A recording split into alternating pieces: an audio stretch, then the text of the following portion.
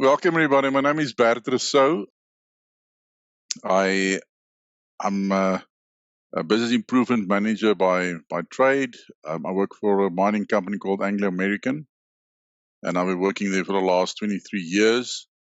But I've been in a fields where you have to think on your feet and you have to apply creativity thinking techniques all the time. So it's nice to see all of you, and thanks for Francois for inviting me. Yes, our topic for tonight is generative thinking for a new world. I'm Francois Kutsia. I am an NLP trainer. I'm a consultant. I'm a coach. And I have a very, very, very deep curiosity about creativity, creative thinking, and creative problem solving. Let's start off with a little story. And I'll tell you what happened to me when the pandemic hit us in South Africa. I remember the day vividly. It's actually we're very close to our 2-year anniversary. So on the 27th of March, 2020, I was working at one of my company's mines, Mogalakwena mine, and I was on the management team, and the pandemic hit us big time, and our government decided to have a complete lockdown from the 27th of March. And while I think by far the majority of the country they were sitting at the homes, we were sitting around a boardroom table on the mine and looking at each other with big eyes, and we really, we panicked. I can't sugarcoat it, because at that stage, being in the mining industry, we are so regulated by our Department of Mineral Resource and Energy, and we didn't know what to do, because the government gave us some guidance and some guidelines on what to do with the pandemic, a lot of regulations and protocols on COVID, and at the same time, the government, through the DMR, as we call them, the regulator, they gave us some different protocols and different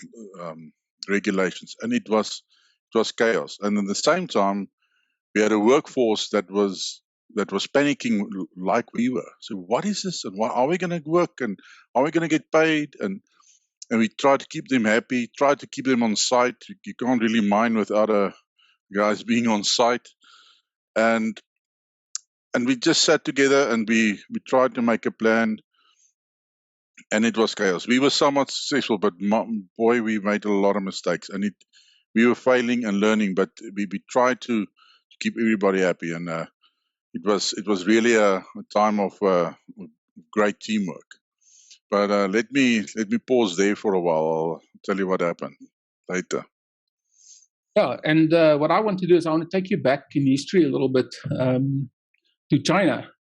And if we go to the late 1940s, Mao Zedong was the Chinese leader that ruled from approximately 1949 until he died in 1976. And one of the characteristics of Mao Zedong was he really believed that nature should be subservient to man. And one of the big plans that they devised for taking China forward was something called the Great Leap Forward Initiative. And as part of that initiative, he decreed that sparrows should be exterminated. And the reasoning behind that was that sparrows were eating grain that was cultivated for man, and that is a good reason for them to die. And by all accounts, the Chinese people took this to heart, and they killed all the sparrows in sight. And it was so successful that no sparrow could be found in all of the fields of China. So on the surface, this decree was fulfilled, and no sparrow would eat grains meant for man ever again. But then the unintended consequences started. The locust arrived. The same locust that the sparrows used to eat and stop from maturing And unlike the sparrows that ate some grains, this plague of locusts devoured everything. So on the surface, we could look at this situation, we can clearly see that this was a win-lose-lose outcome. Sure, the decree was fulfilled, and as it was planned, all of the sparrows were eradicated. So you can sort of chalk that up as a win. But unfortunately, that win had consequences, because with no sparrows there, the locusts weren't eaten. So the locust arrived and it ate everything, which was a definite loss. And then it takes us to the consequence of the consequences. Up to 45 million Chinese died in the famine that followed the plague of locusts. And we can chalk that definitely up to a loss. And we can look at this as a win-lose-lose situation. And I will expand a little bit more on that later. So why is generative thinking for a new world important? So I'm going to talk about the pandemic as an example of a crisis in a moment. But before we do that, I want to just quickly run a poll. So I'm going to ask you guys to just very quickly, and this is a very, very easy poll, just very quickly go and make a choice there. Was the pandemic a bad thing?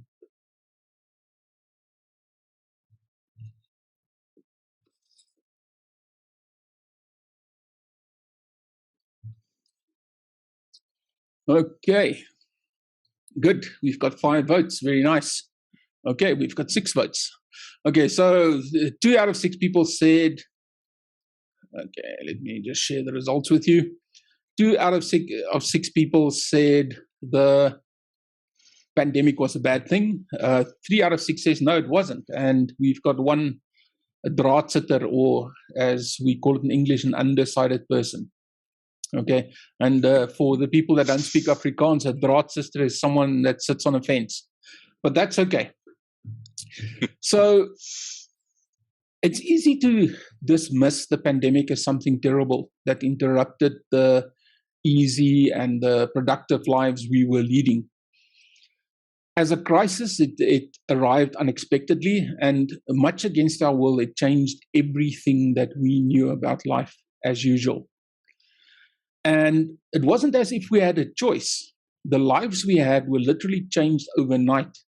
And we had to adapt to masks, we had to adapt to isolation, and often we had to adapt to living with fear. Along the way, lots of people started dying. Some people got very sick, and of those that got ill, many of them are still living with the complications of a disease that we probably still don't understand that well. So in the face of all of this, we were powerless against a crisis that touched every aspect of our lives, and it forced us to adapt. And probably the most frightening thing was this crippling uncertainty of how to move forward. Our traditional way of thinking and our traditional way of behaving did not work. There were no leadership books, there were no articles that really prepared us for the massive impact of a pandemic that lasted, and hopefully it's going to be over soon, but this is something that's lasted for 2 years. Now, sure, there was the Spanish flu from a century earlier, but we were so arrogant and we were so sure that something like that would never happen again that we didn't really take the effort to learn from that. And the question is now, do we know any better? But the truth here is also that the pandemic is simply an example of a crisis. One of the many crises that we will face in our lives and in our careers and in any aspect of how we move forward. So instead of seeing this as an isolated event, we would do well to build resilience against the unexpected. And it's easy to say something like this won't happen again in our lifetimes, but what happened 2 weeks ago? Russia went and they invaded the Ukraine. And that's an event that, as it's progressing, not only is there terrible things that's happening in Ukraine, but there's already shock waves that is just blossoming out to the rest of the world.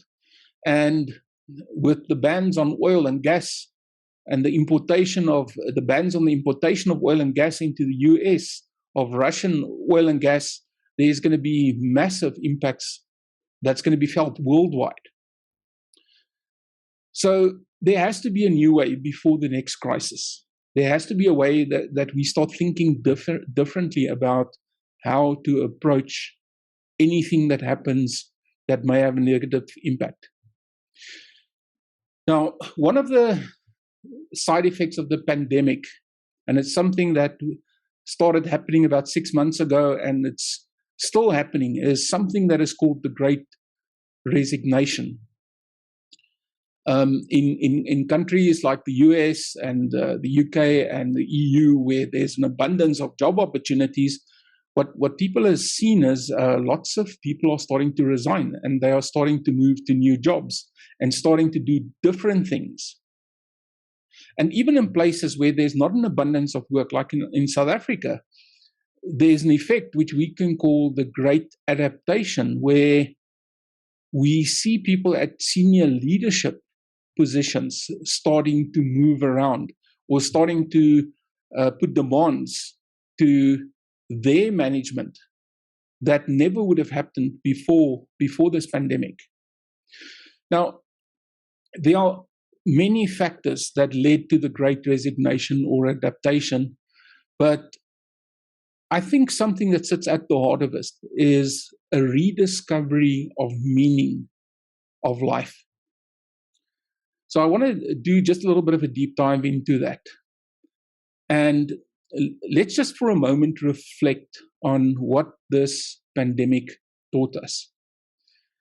Just talking to professionals and to friends and colleagues, what is interesting is what the pandemic brought for them is lots of extra time.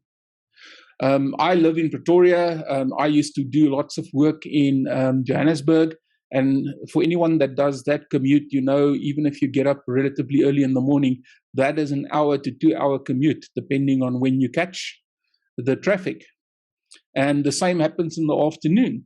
So suddenly, for a lot of people, 2 to 3 hours of commute per day just disappeared, which was extra time.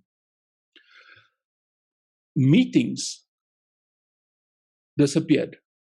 Yes, there was the occasional meeting, but an interesting thing that happened is over time, people started attending only essential meetings rather than going to every single meeting that came around. So that freed up even more time. And of course, in isolation, we were basically sitting at home, doing our work remotely. And suddenly, people started spending a lot more time with their families. And they rediscovered the relationships with their families that might have been lost in all the time that they spent at work before. And also with that abundance of time, people started thinking about things like work-life balance. You know, how can you use your time better, especially with this abundance of time? And suddenly there was a whole host of new perspectives on what is important and, of course, new possibilities. And I like to think that in the midst of all these possibilities and perspectives, there were a rediscovery of hope, the kind of hope that told us all that something new was ahead, if we were willing to welcome it and embrace it into our lives.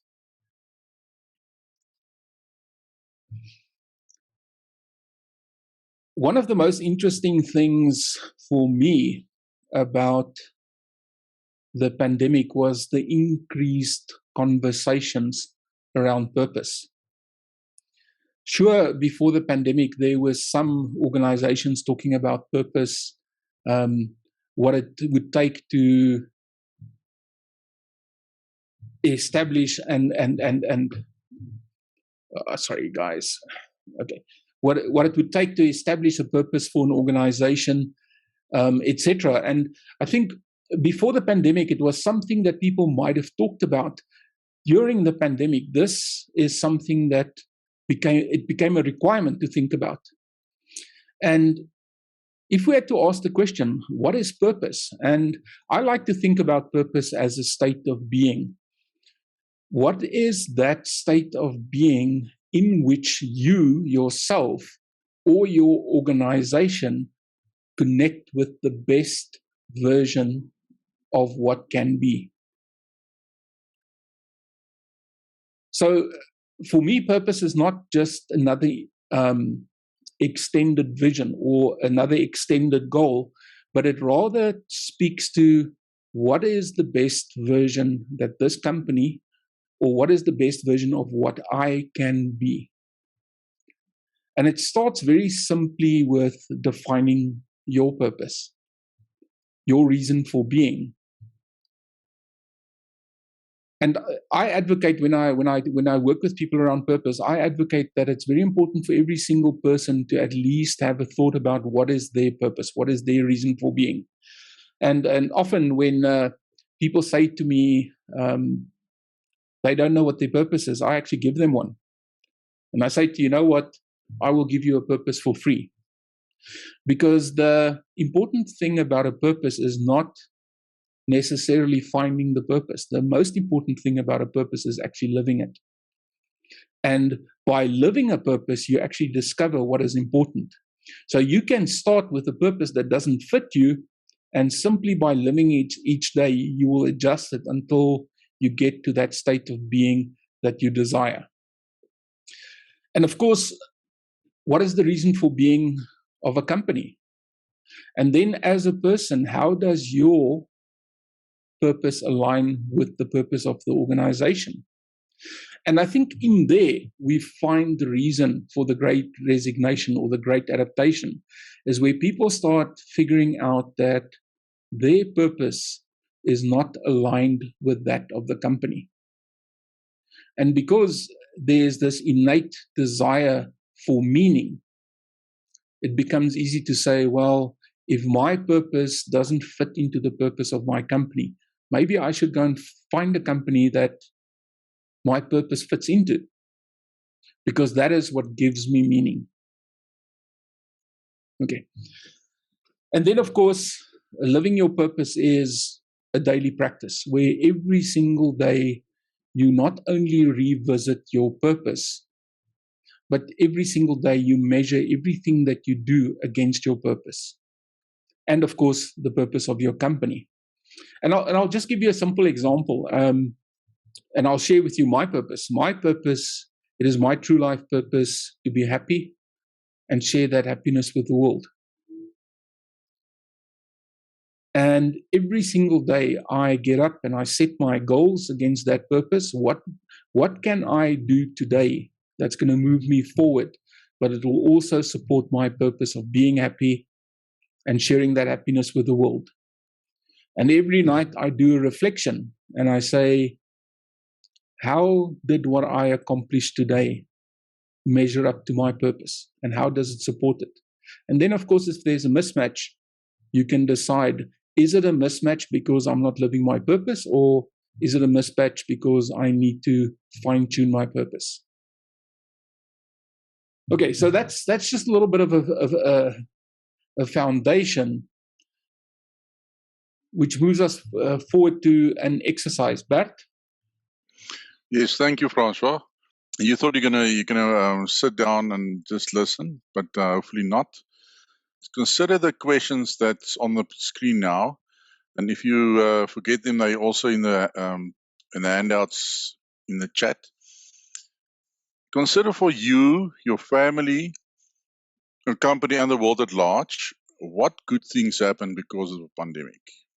What are the good things that happened, maybe to you, maybe because of maybe things that you saw, maybe things that you experienced, and what are the opportunities that it created? I'm sure you guys have got quite a few there to think of. and how is the world better? So we're going to give you a few minutes there.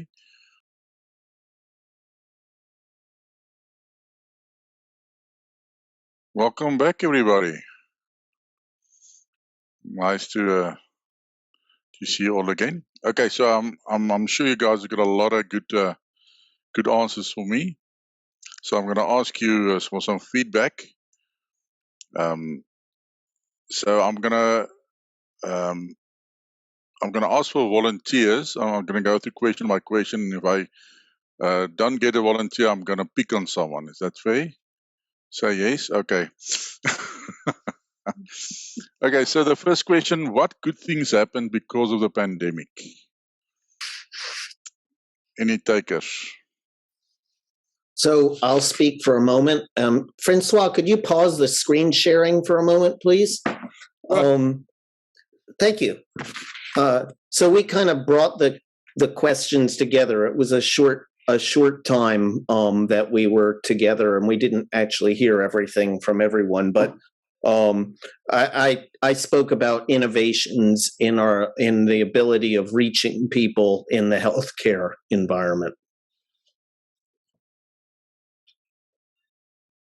A lot of healthcare things coming through. Yes, Pedro? Yeah, I added that given more time to reflect because of the tempo of our lives changed, slowed down a little bit. So we had more time to reflect, greater appreciation for moments with family, and later with friends, and also how to become a better decision maker, especially with greater uncertainties and the trends that were ongoing, that were accelerated, some mentioned by Anthony, sorry, and others like biotech, communication, commerce in general. Definitely a lot of advancements in that world, but there's also, you talk about the personal time, your almost the value of personal time. We're going to talk about it a bit later as well. That's very good. Thanks, Pedro. Anyone else? Anybody else? Go for it, Amaya. So for me, it was brilliant to see in my work how leaders were questioning their priorities. They were questioning their impact they will have to their teams, to their people, to their employees if they were to lead through fear, through survival. And so it was very interesting to see how they will pull teams together with a mindset of growth rather than survival, with a mindset of evolution rather than survival. Of course, it didn't happen initially. It took a bit of work, but it was brilliant to see that can happen. So yeah, big in so many ways. Yeah, no, excellent. Thanks. Can I throw a few? I agree. Yeah, maybe I'll mean you and Sardine, if you guys want to add before. Francois, you've got a long list, I know. Anything else you guys want to add? So I can just maybe add to that. The situation with I had in our work situation was just that, we went from going at a fast pace to going at the torpedo pace. It was just, I'm in the telecoms industry, so it really went just so much faster and more things to do. And I think the positive thing about this that Amaya also said is just a new way of prioritizing. People really started thinking, what is the value of what we need to deliver, and bringing in the value of what is the cost of delay, and other ways of deciding on what we need to do, what is urgent and what not. So that definitely brought in positivity, a positive change in that aspect, that we don't just do projects anymore which people think is important. On the personal life side, things just went hectic, and we didn't have lots of personal time actually in that. But definitely, I think better decision making in the office, in the job space. Nice. Now that's it kind of forced the issue, right? It kind of you had to make decisions. Now that's a bit of pressure cooker pressure there. Yes, Yep. Satan? Yeah, my comment was also just about my personal life. Yeah, taking exercise much more seriously. Yeah, so just want to be in good health and be prepared for if I ever get the virus. Well, yeah, when this all started, I was very focused on my career, and I didn't take my health that seriously. Good. Thank you, Francois. You want to add a few? Yeah, I actually want you guys to just think about how the life really changed. I mean, just the fact how we are meeting here tonight. 2 years ago, this would not have been the way to meet. This would have been a rarity. But now it's almost, this is the preferred way to meet with people. And the nice thing is it sort of shrunk the whole world into a very, very tiny space where just imagine tonight here, we've got someone from London, someone from, where are you, Anthony? Washington, D.C. Washington, D.C. And we've got someone from Sao Paulo, Pedro. Sardijn, waar is jy vandaan? As a South African, sorry, and you're South African as well, I guess. Yes, but where in South Africa are you? Cape Town. Cape Town. I'm from Pretoria. Elmine, where are you from? I'm also in Centurion, so close to you. So there we go. And Bert, you are sitting where? I'm in Mokopane. That's in the northern part of Limpopo in South Africa. Yeah, so we spread around the world and we're meeting together. But also, if you think about it, the increased digital transformation that happened with banking, banks work in a totally different way than they worked 2 years ago. I mean, at the moment, there's nothing I can go into a bank branch for. Everything can be done online. Healthcare, you can now see a doctor virtually. Yes, we could have done it 2 years ago, but once again, you didn't really want to do that. Now it's a very real possibility. Retail, who even goes into stores to buy stuff anymore? The other big revolution, I think, is the absolute redundancy of real estate. I mean, everyone is sort of set up at home to work from home. So a lot of organizations are rethinking, do they really need the big office buildings anymore? Do they really need everyone to be together in an office anymore? No. Yes, Anthony. Yeah, I would just add to that I think that a lot of this is sort of, we're thinking about it as individuals or as members of whatever organizations we might work with or be part of. But I think that the pandemic and this impact is only beginning to unfold right now, and some of the other crises, like you mentioned, like Russia's invasion of Ukraine. Yeah, it's collectively, it's a really big wake-up call for humanity. I mean, I think we are so aware right now that we're not invincible. And just as you were starting to talk about with China, that you could have an action that causes unintended consequences. I think this is a real wake-up call, and what we will do with that wake-up call is yet to be determined. Yeah, absolutely. Yeah, I'm just going to give 1 or 2 more examples. I mean, if you think about how the nature of on-demand business models have changed. I mean, nowadays you can have everything. You can order anything and have it delivered to your home within hours, if at most days. The way that businesses have changed their habits in the sense of they meet the customer where they are, and the customer doesn't go to the business anymore. The other massive thing that we have to talk about is the access to knowledge. And I mean, we can see there's the absolute negative way of how quickly conspiracy theories spread, but also how quickly we find out about things that's happening in the world. I mean, going back to Ukraine, we knew within minutes of that invasion happening, the whole world knew about it. What the pandemic's also brought is it's brought a whole new set of skills and capabilities. The ability to connect with people over platforms like this and engage them, and the emergence of things like Zoom fatigue. So there's a whole different kind of living that has emerged, and this whole world has been turned around in a space of 2 years. I think the CEO, Satya Nadella of Microsoft, he said during the pandemic, they were moving forward and they were accomplishing every 2 months what took them 2 years to accomplish in the past. So all of this sounds like Almin has got a similar experience, Almin.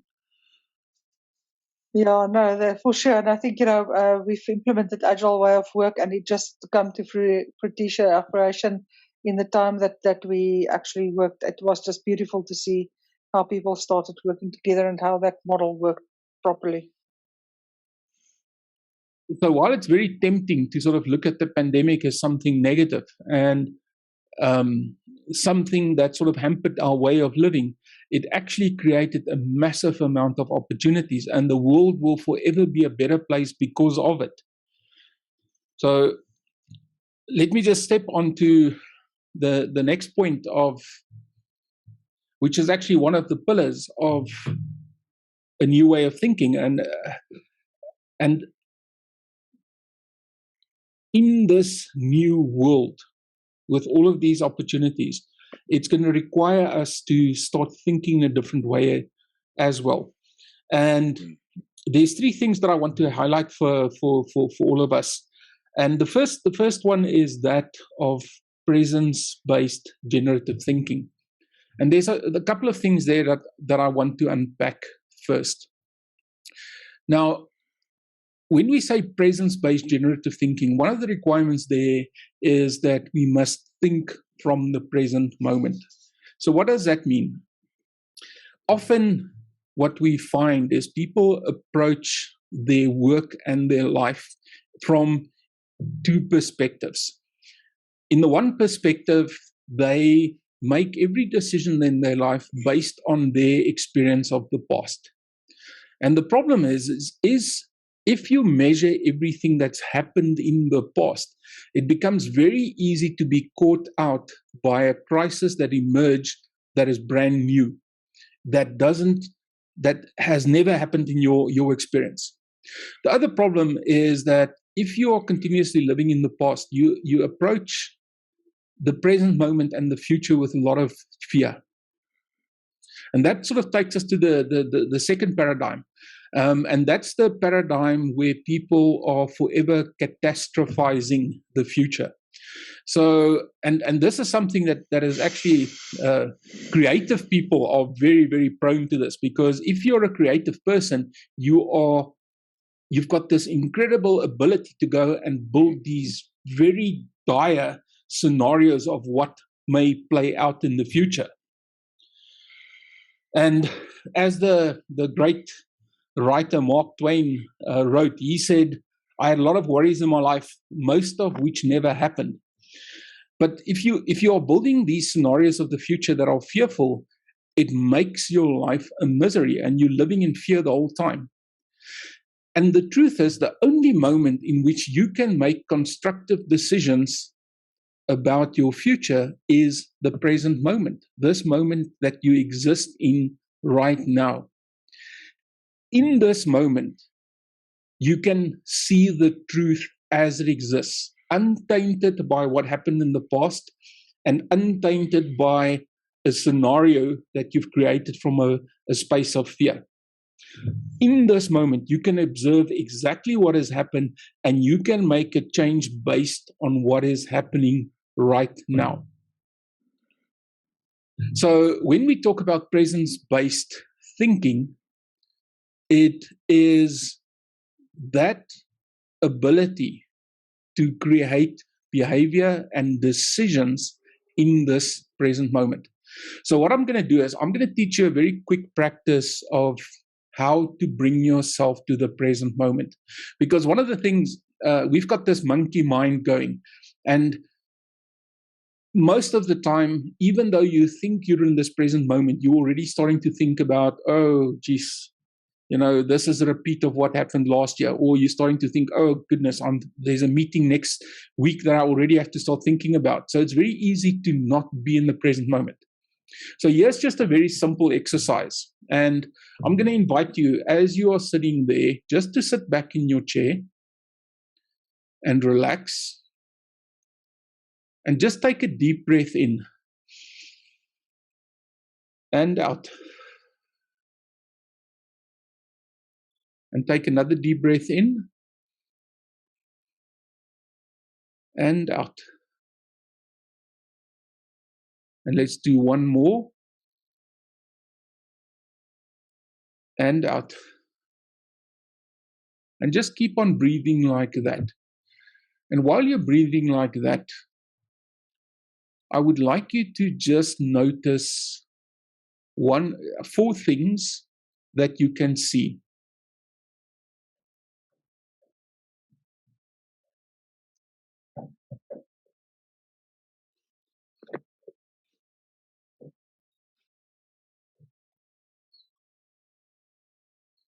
And 3 things that you can hear.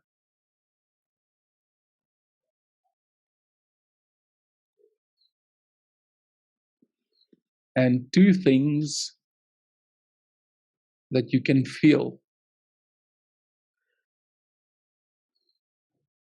And 1 thing that you can either smell or taste.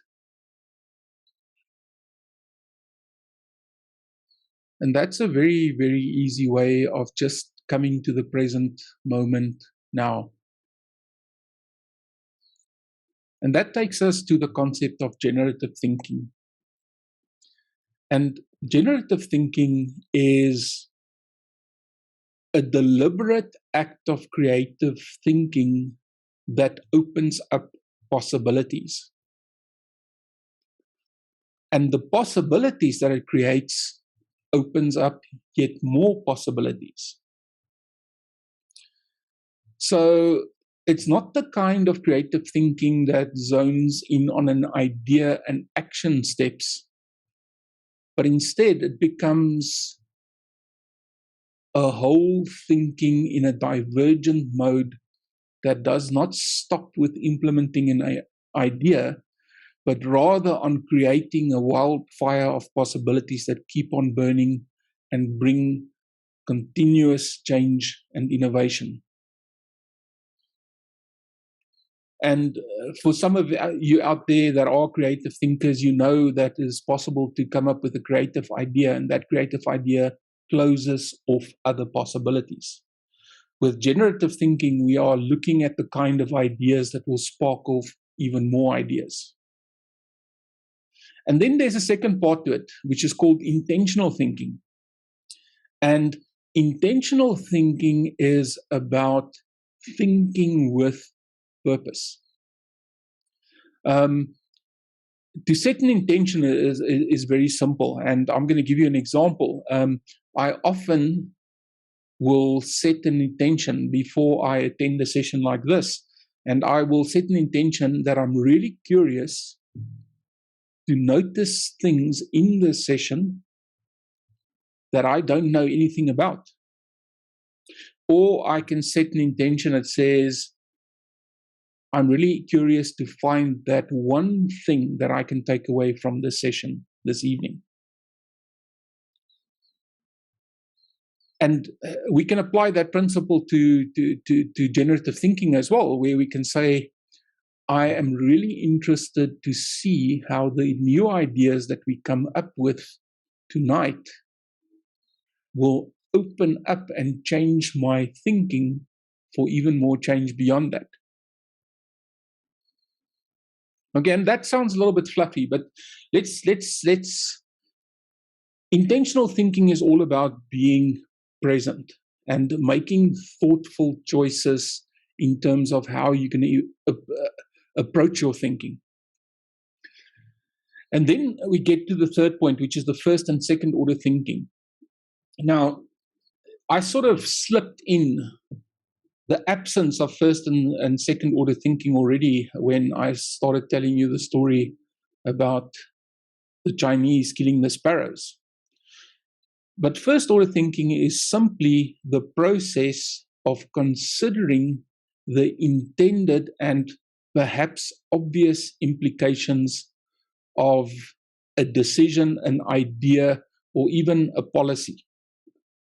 So if we were thinking about the Chinese example, we want to kill the sparrows because the sparrows eat grain that is planted for human consumption. And by killing the sparrows, we will have that grain available. Okay, so that's a very narrow way of thinking about what the consequences will be of killing all the sparrows.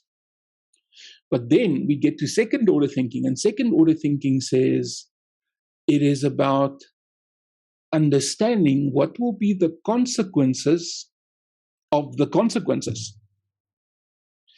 So if we now say, if we kill all the sparrows, they will stop eating the grain. But what will be the consequences of the sparrows being dead? And obviously, the way that they found these consequences was in the unintended and undiscovered consequences of locusts being free to breed and devour everything in sight. And of course, the consequences of that consequence was that 45 million Chinese died, which gave us a very, very much a win-lose-lose situation. So what I want to propose is, in this new kind of thinking, is also the win-win-win proposition.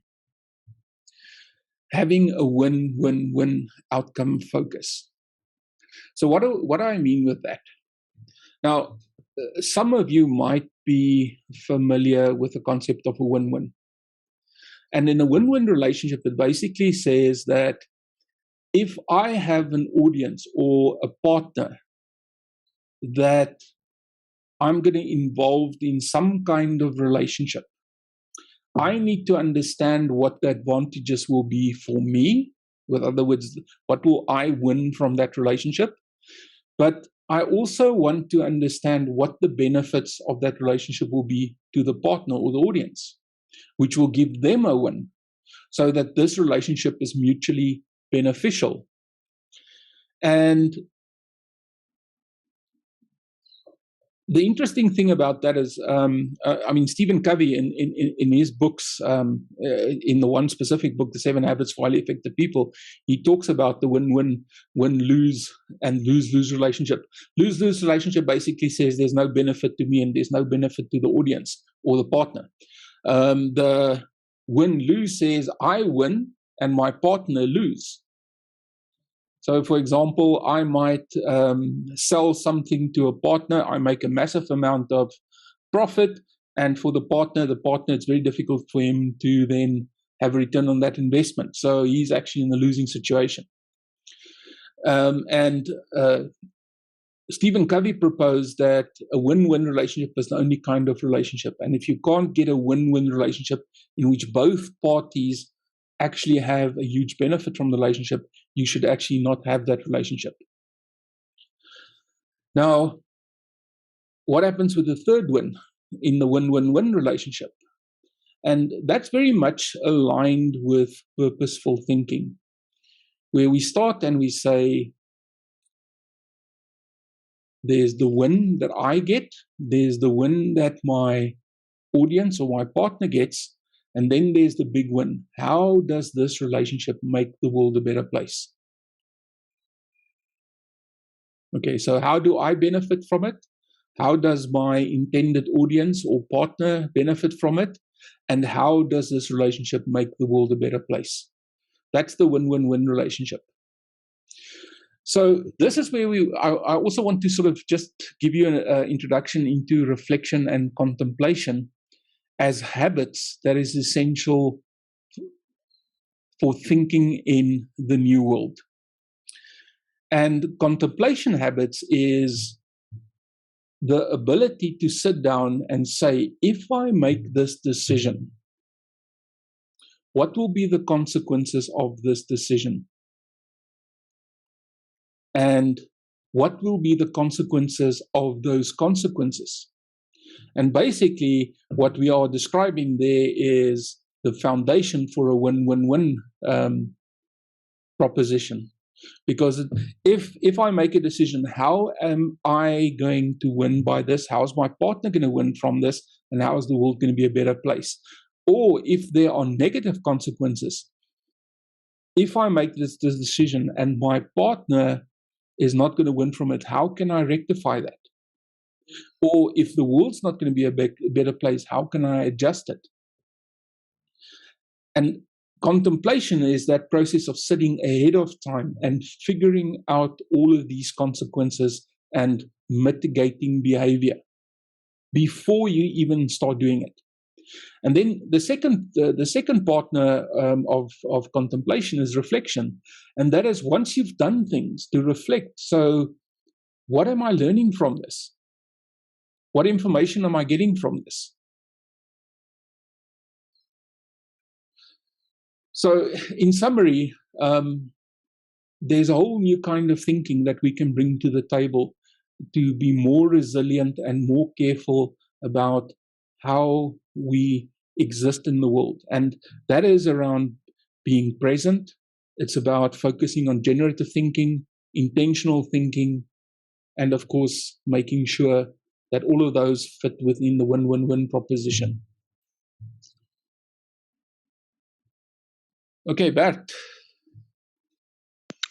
Thanks, François. So what we're hearing from François now is building up to a new way for change. So something we all experienced when with the pandemic was here, that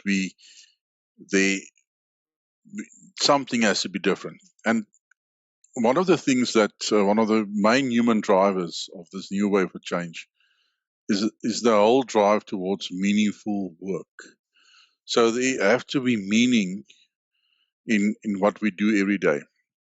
Earlier, François spoke about purpose, and that a lot of people worked or went away from, or they actually resigned, and because they didn't really associate with the purpose of the company. But a lot of it that also had to do with there was no meaning in it. So I did a bit of research and said, but what are the meaningful work? And some researchers, most of them have a mix of the three things there that I want to talk to you about. The first one is autonomy. They say that autonomy is something that everybody wants, that provides meaning. Now, what is autonomy? So autonomy is the desire and the need to direct our own lives. We want to be in the know about the decision. We want to be involved. We want to be the driver of our own lives. So that provides meaning. The second one there, interesting enough, is mastery. Now, mastery sounds a bit, I didn't expect it there. It sounds to me a bit counterintuitive. But if you think about it, that's what a lot of people experienced during the pandemic. Is mastery is that desire to get better at something. Some people started new hobbies. Some people started, they discovered their family and friends again, like you mentioned. So there's a lot of things that people in our company, for example, that we saw that people started doing. I remember there was one of these meetings with our CEO. One of our directors told us about his new hobby of baking bread, and he was actually. I don't know if it was a prop. I think it was staged a bit, but he was wearing his apron there with the flour on his hands, showing us that he wants, he bakes bread every day for the family. So there's this inherent drive for all of us. We want to be better at something, and it can be a lot of new things. And then the third one, and we spoke about purpose quite a lot, but purpose is that core human need to be connected to something bigger than ourselves. something that we want to be aligned with. There must be purpose. Why? Why do I do this? Why do I commute for 2 hours a day? Why do I spend all my blood, sweat, and tears at this company? For what? What purpose? Why? And those three things are key to us getting that sense of meaningful work. So I want us to go into a little exercise here, and a little practice I want us to reflect on. So think about something that happened in your at work, or maybe in your personal life a while ago, and someone asks you to do something for him or her, and maybe the work environment is the better one, and think about that thing that person asked you to do, and on what way did that thing that you had to do improve your autonomy, your mastery, or your purpose.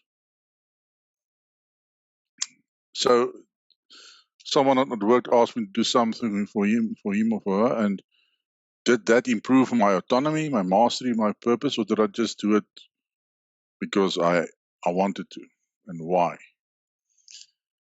And that's a tough one. So when we prepared for this talk, Frans and I went through this, and I struggled a bit because it's not that obvious, right? And you ask yourself, am I doing the right thing then? Should I have said yes to that request or not?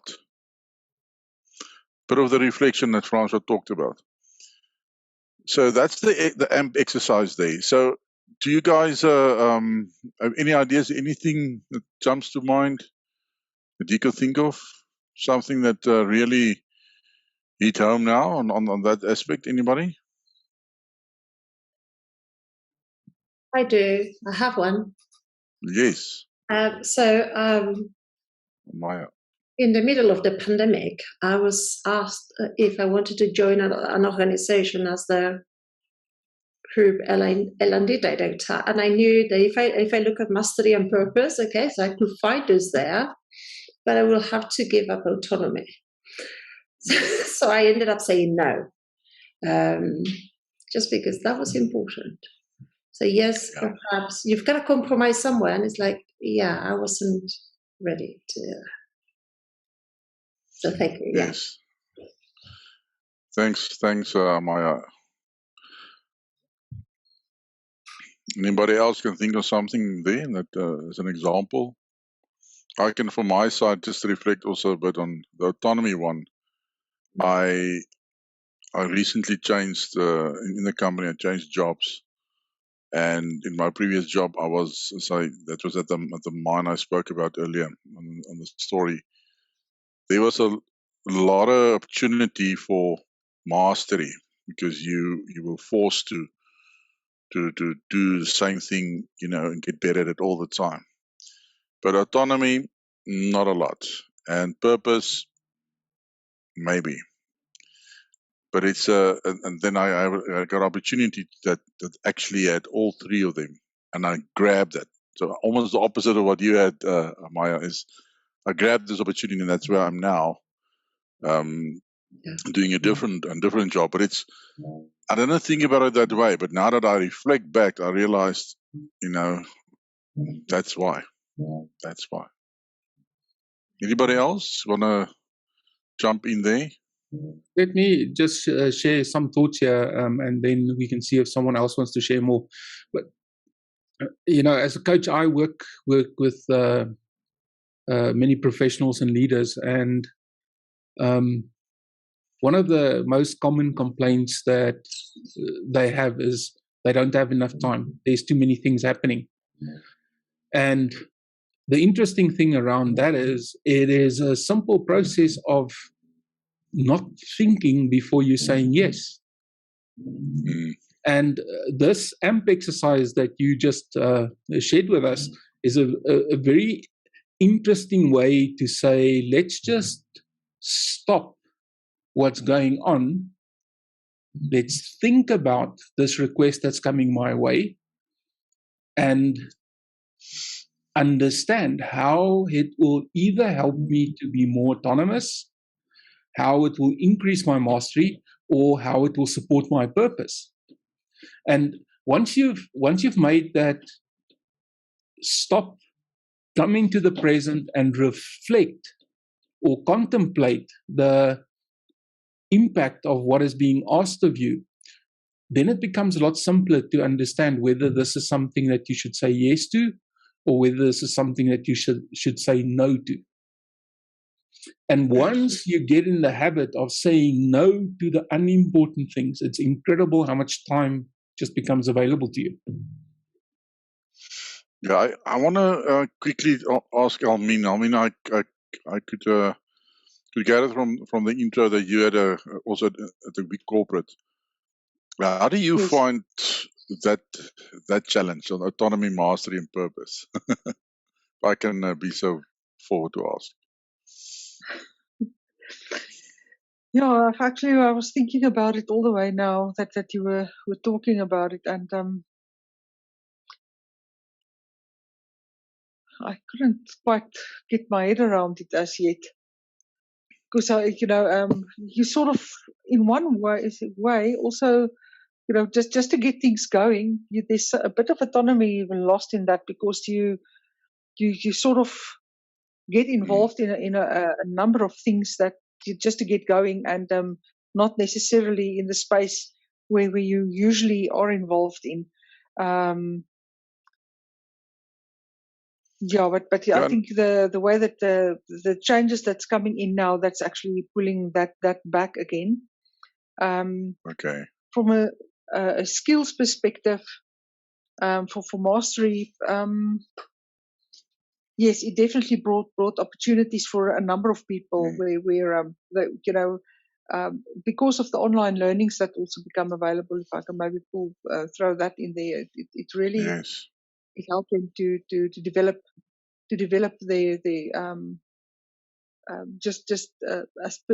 not only their skill set, but as people as well, with a different type of things that becomes available. But yeah, that's only stuff that I can think of at this stage.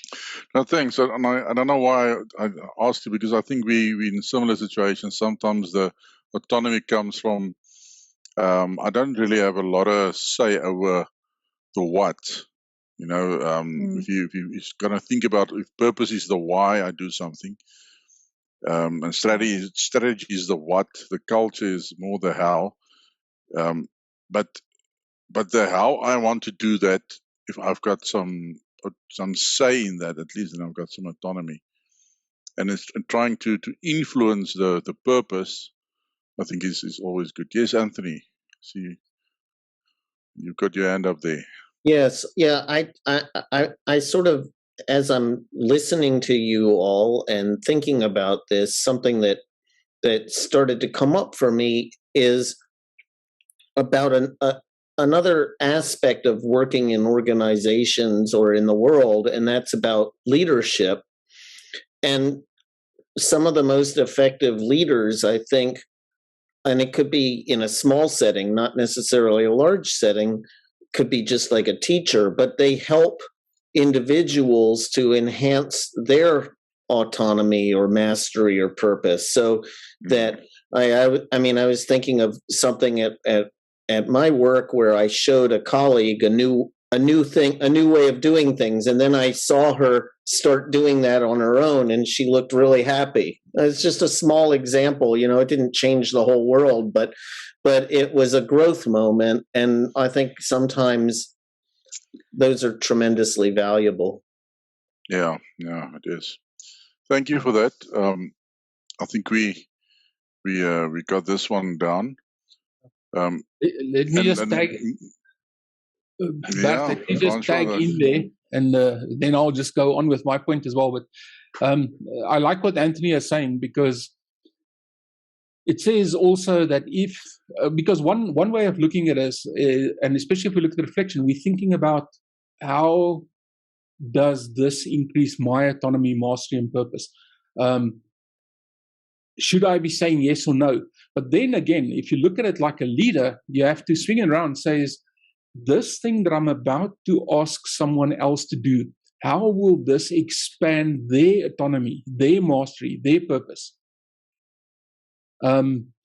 So from a leadership perspective, you definitely have to start thinking, if I want to effect change, how can I create the things that I desire in terms of my own autonomy, mastery, and purpose? How can I create the ideal situation for people that work with me on my team, or my peers, or even my boss, if I ask my boss for that? Which sort of also leads into the next point of opportunity focused change versus crisis-driven change. Now, one of the things that we struggle most with in organizations, and not only in organizations, in life as well, is this massive inertia or this resistance to change that we all have. We like things to stay the same, and when things start changing, there's often this impulse to resist it, to fight it. And I'm going to speculate wildly for a moment or two, because if we look at the history of change in most organizations, or even in our life, most of the time when we change, it's because of some crisis that happened. Okay. When I do hero's journey work, I always, the first stage of the hero's journey is the call to adventure. And the call to adventure is when something is presented to you. And I like to generalize, and I say there's three ways in which things are presented to you as a request for change. Either someone asks you to do something, or a crisis happens, or there's a really deep desire to create change. Now, in most cases, we change when a crisis happens. But the problem is, when a crisis happens, our first instinct is our survival instinct. And the survival instinct kicks in, says it's either fight, flight, or freeze. And we are immediately pushed into a situation where fear guides our decisions. And unfortunately, for the vast majority of people, that's the only change they know, is change that is imposed by a crisis. So whenever change comes, that fear is now transposed onto that change, whether it's actually a good opportunity or not, because people associate, and over time, they get hardwired to see any change as a crisis. So this brings us to opportunity-focused change. Now, opportunity-focused change is the kind of voluntary change that is driven by desire. And it is important for us to break that association of fear and crisis away from change. And one of the ways that we can rewire our whole neurology is to slowly bring small, adventurous changes into our lives. Changes that will change our life for the better. Changes that we look forward to. And instead of viewing the world as one massive threat, starting to change our mind and say, what is the opportunity in what's happening to me? And when we did that poll in the beginning, I mean, we were pretty much split on whether the pandemic was a bad thing or a good thing. And then when we started looking at all the opportunities and all the good things that came out of it, I'm sure some of you might have changed your minds about how bad the pandemic was. Sure, it inconvenienced us. But if we can change our mindset to look at change from the perspective of opportunity rather than the mindset of fear, then we create a situation in which we want to embrace that change and move forward. So for ourselves, and if you're a leader, how can you bring a mindset of opportunity-focused change into your organization rather than a fearful, crisis-driven change.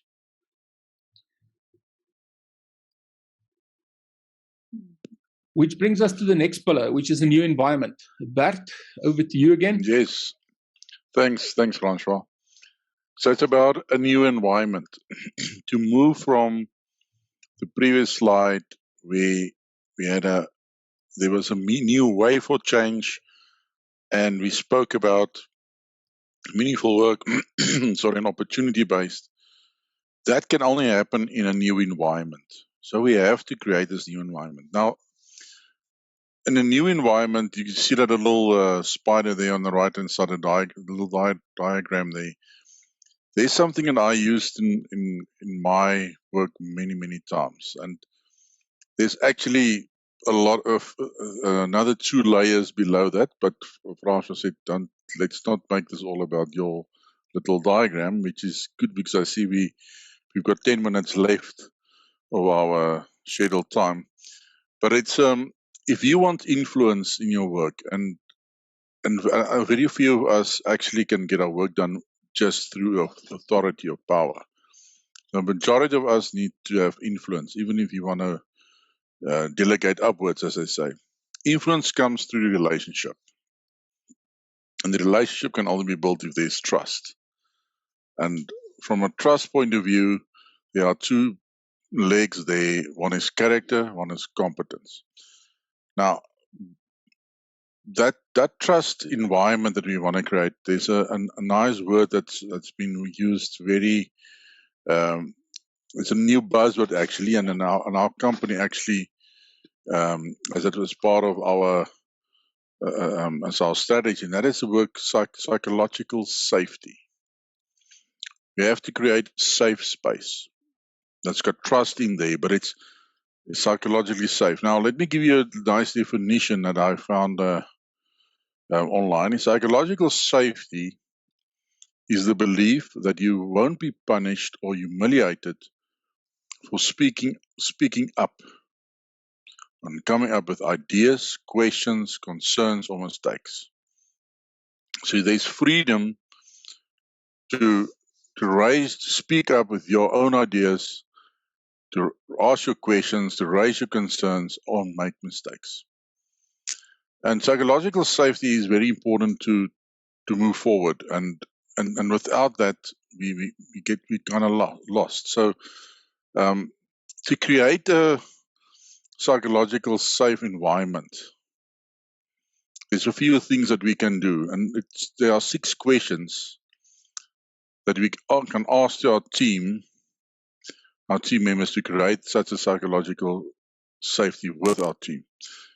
Now, there they are on the slide, and it's also in your handout. And I just want to quickly read through them. You don't have time to do a exercise about it, but it's something I think that when I read it the first time, it's very rich. First question there: what is the thing you see me doing that's helping me best contribute to the team? So now you ask this to your team members, either from the vantage point as a leader or as a team member. Second one: what's the thing I do that's distracting from our success? What's one thing I need to know about you that will improve our relationship? What's one thing you need from me that will enable you to be successful? What's one gift, skill, or talent that you have that I've overlooked, undervalued, or underutilized? It goes without saying that can contribute to psychological safety of the team and the success of the team. And the last one there: what motivates you, and how can we bring more of that to your work? You see the link there to meaningful work earlier. What motivates you? What provides meaning for you? So inherently, these 6 questions is the drive to get to a space where people feel safe to let their voices be heard. I think, sorry, Bert, I'm going to make a contribution as well. But it's also, I think these questions are also where you put yourself in a position of vulnerability, because it's not only me as the leader telling you. It's about, and I mean, this can apply to any kind of relationship. I mean, that first question, you can, if you have a business partner, what's the thing that you see me doing that is helping me best contribute to this business relationship that we have? Yes. Yeah, and these are also very, very good coaching questions, which actually takes us to the next point. The days of leaders just telling people what to do or trying to do things themselves are gone. You know, if you look at the way leadership has been heading over the last 20 years, it's gone to a servant leadership model. It's about participative management rather than an authoritative command and control type. Yeah. And the coaching approach is another approach that you can add to your skills in any situation where you take the role of a leader, and where you approach, if someone brings a problem to you, instead of giving them a solution, rather to facilitate a creative problem-solving conversation. And at the heart of that it's about being non-directive, asking people the kinds of questions that will help them lead themselves to their own answers without you necessarily giving them the answer or the solution. The kind of conversation that creates possibilities for them rather than narrowing it down to the one thing they must do. And then, of course, leading them to the place where they can develop their own action plans and their own follow through. So it's a different kind of approach to leadership. And coaching skills is definitely the types of skills that leaders should develop. And I see a coaching conversation basically as a creative problem-solving conversation. Okay, so the question is, how do we put all of this together? And this is where we come up with this generative thinking model that we promised you. And it starts off with the approach of having a focus on an appreciative, opportunity-based change. So start from a good place. What is good about what's happening? What is good about this crisis? One of the best definitions I heard of a crisis, it is a badly wrapped gift. But you get so concerned about the wrapping that you don't see the gift inside. So even a crisis can be a gift, but only if you've got the right mindset. And that mindset is about appreciating what shows up, embracing it, and then actively looking for the opportunity that's inside of it. And then there's the 4 pillars that we just talked through: a new direction, which is focused on purpose, finding and living purpose; a new way of thinking, which is a generative, intentional, first and second order thinking approach; a new way of changing, which is focused on trust, psychological safety, and taking a coaching approach to change rather than a solution-based approach to change. And then, of course, all of this is tied together with your ability to take all of this and find a new way of leading. And then, of course, the last critical component is the practices, the contemplative practices and the reflective practices. So always considering what is going to be the consequences of what I'm about to do and what will be the consequences of those consequences. And then the reflective practices, sitting back and saying, whatever I just did, whatever experience I just had, what do I learn from that? And how does that serve me to be better prepared for what follows? So everything that we've discussed so far is summarized in this little model. So the next question, I guess, Bert, I don't know, have you got a comment before I ask him the next question? No, continue. Thanks. Okay. So the question that I'm asking you is if you are looking at this little model and thinking about the content that we discussed this evening or this morning or this afternoon, depending on where you are, what becomes possible for you if you embrace some or all of these principles? And what I'm going to do is I'm going to open the floor. So anyone that has an observation or a learning or an insight or just a comment, you're very welcome to do it.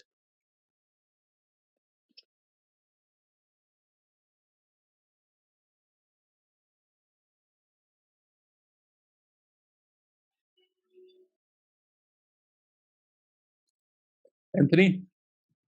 Yes, there's one thing that I was sort of thinking about that comes. It's sort of from two different parts of what you've shared with us. Well, the one part was about the presence-based generative thinking, which is something that I'm very interested in, about how we can be, very much in the present as we're responding to the challenges or opportunities that might arise. And then the second part, where you're thinking about first and second order thinking. And the first and second order thinking is future oriented in a way. When I'm trying to think about what are the consequences of the consequences.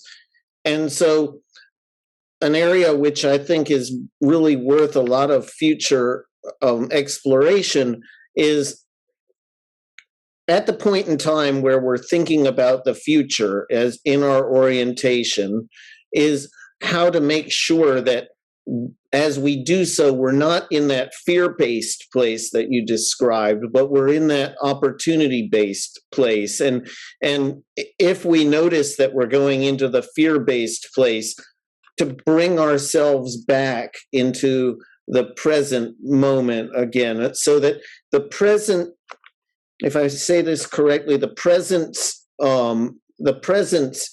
is constantly being reinformed and reinforming us, so that as we go into that that future orientation, we're constantly coming back to that positive way of thinking, not that fear-based thing which shuts things down. Does that make sense?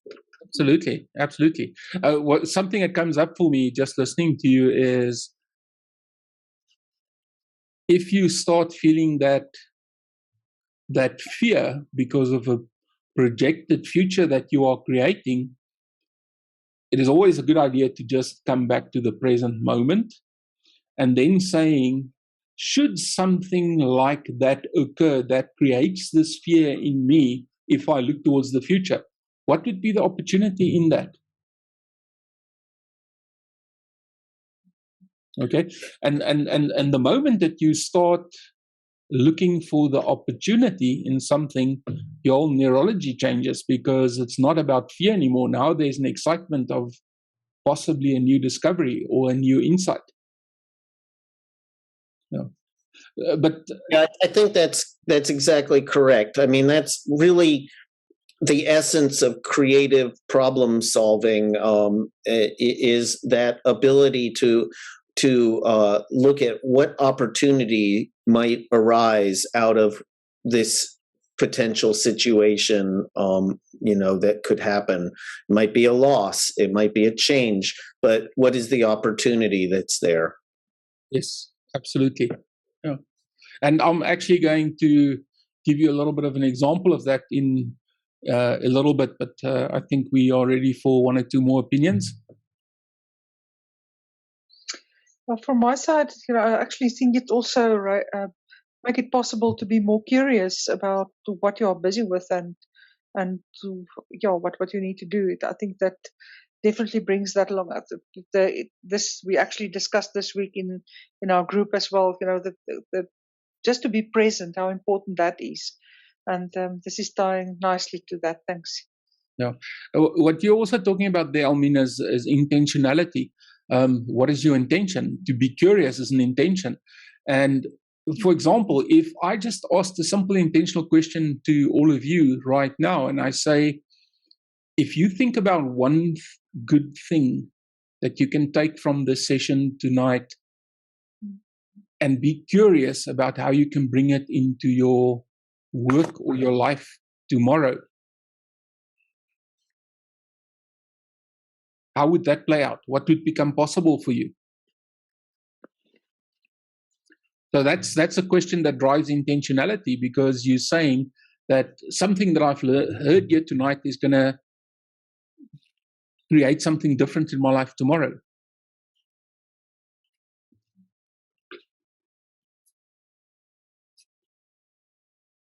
Anyone else? To me, is this authenticity, mastery, and purpose, and the way you put it, which is at the back of a coaching conversation, perhaps, how will this thing that we are deciding or going for, how is this impacting in somebody else's autonomy, mastery, and purpose? I think that's a good shift. Yeah, what to think about that. One last opportunity before Bert and myself will tie some things together.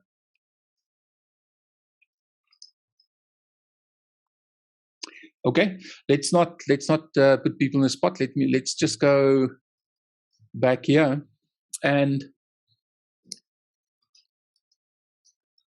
just to sort of wrap things together in terms of the Chinese famine. So what happened after 45 million Chinese died? Well, one of the interesting things that came out of that tragic circumstances was that there was a whole new challenge ahead of the Chinese people. How could they manage the plagues of locusts? And it turns out there was a very, very simple solution to that. They started breeding ducks. And of course, ducks love to eat locusts or insects. And there's multiple benefits that actually flowed from there, because not only did ducks remove this problem, but ducks in itself became a food source for the Chinese people. So the consequences of breeding ducks to eat locusts also had a secondary consequence of those ducks becoming a food source. And it's actually been so successful that I read an article a while ago that China is actually exporting ducks to Pakistan to help them with the locust plagues that they're experiencing there. So there was another benefit of the ducks becoming an income source for the Chinese.